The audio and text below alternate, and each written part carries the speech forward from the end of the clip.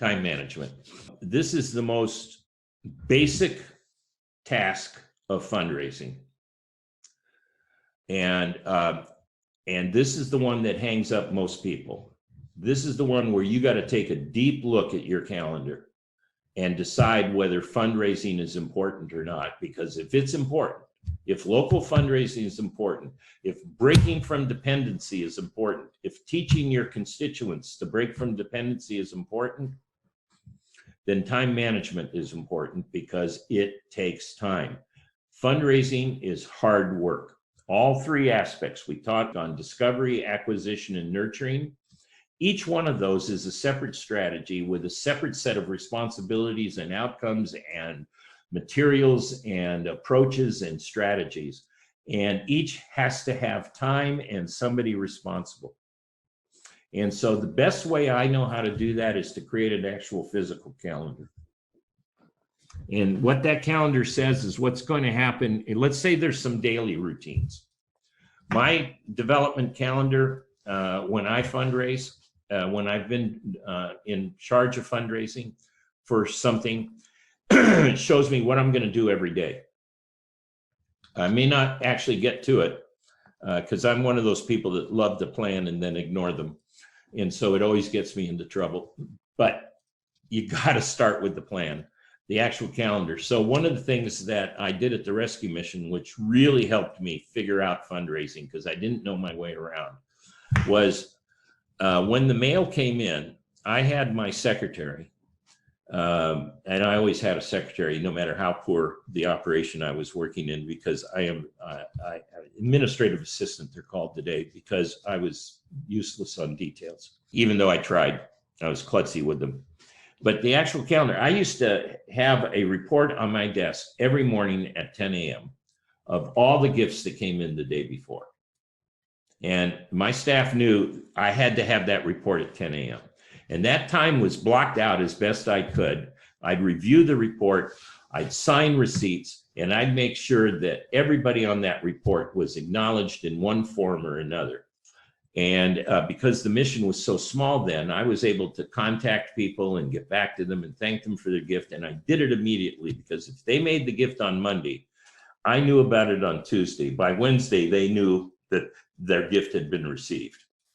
That is important in fundraising. Being trustworthy, being known, being connected. So here the person made the gift, it's in their mind.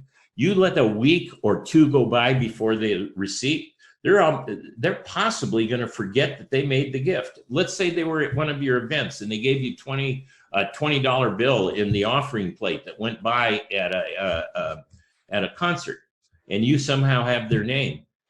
If you thank them within days of them having attended that concert, it's a double reminder, and it puts you in their mind again and gives you the opportunity to write again a third time and a fourth time and a fifth time until they tell you stop writing.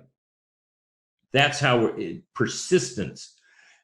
Calendar teaches you persistence because it gives you deadlines, and deadlines are critical in fundraising. So let's say you're going to do a direct mail piece. That is, you're going to send letters out to your constituency. To prepare a correct donor response letter takes at least 3 months. And I'll explain that. That means in your calendar, if you're going to send a letter out in March, you have to start in December.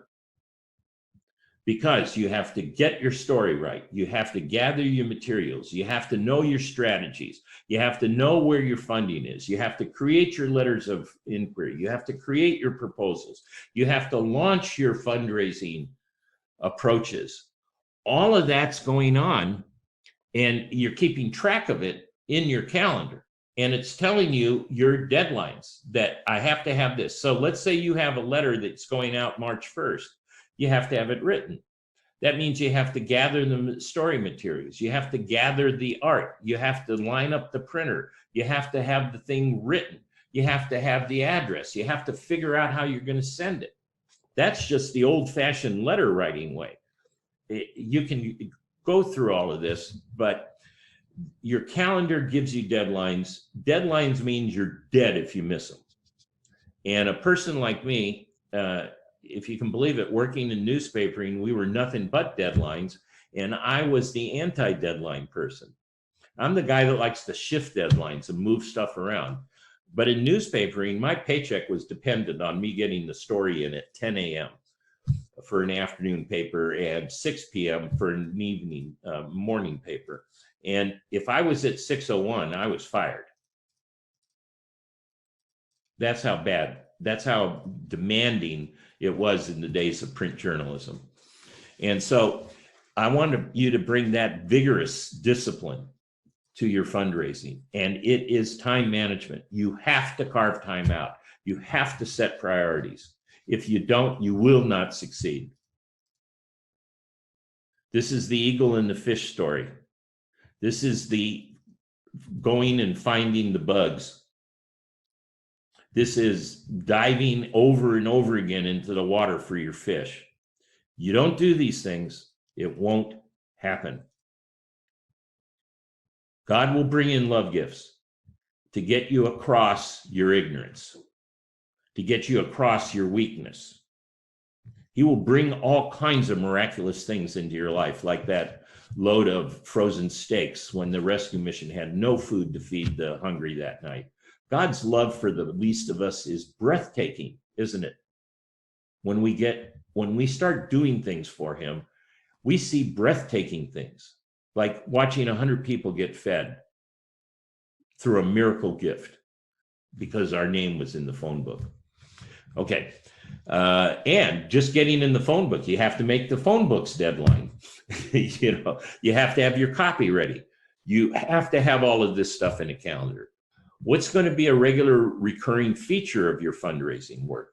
So, for example, as a leader, you probably should make 3 phone calls a day that are related to fundraising, and just schedule them out and just be persistent.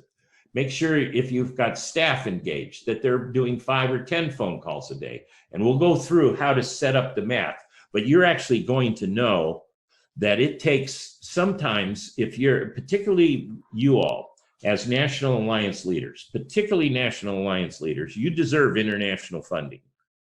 There's a very important and appropriate place for others outside of your countries, outside of your regions to fund you, as long as you have a local fundraising initiative so you don't become dependent on those people bringing money into you. You want to have a cooperation. You all will be doing international fundraising with international protocols. And so you'll be melding the funds, and many of you are already doing this, receiving gifts from the US or the UK or neighborhood partners or partners in your region and others, major donors in your country that you have a handshake agreement with. All of that it has to be shown as regular features, the things that you do on a daily basis. It's like brushing your teeth. Yeah, you just do it because this is what you do. These are the elements of fundraising. And then you break these out by each week, each month, each year. And then last again, who's responsible? So every calendar item that has a deadline has somebody that's watching that deadline. Same person that's watching the feedback loop. Could be the same person in your organization handling them all. It could be a number of different people. We'll work on that through your cohorts and as you organize what staff you have to be engaged. But if you're interested in local funding, you are going to have to say no to some things that you're doing today, because I think if we were to look at the schedule of every one of you, we would see a schedule that's too busy. We would hear from a spouse, a husband or a wife or a daughter or a son that says, hey, mom, dad's too busy. That's how God uses you. He takes busy people and makes them busier, and then forces them to start doing time management. Because he gives you things to do, you're busy because you get stuff done. That's why you're busy. And so you have to face into this busyness with some very hard prioritization. You have to delegate away important tasks that you love doing to take on the fundraising. It's the only way to make it possible. I've observed this for way too many years. Time management is critical.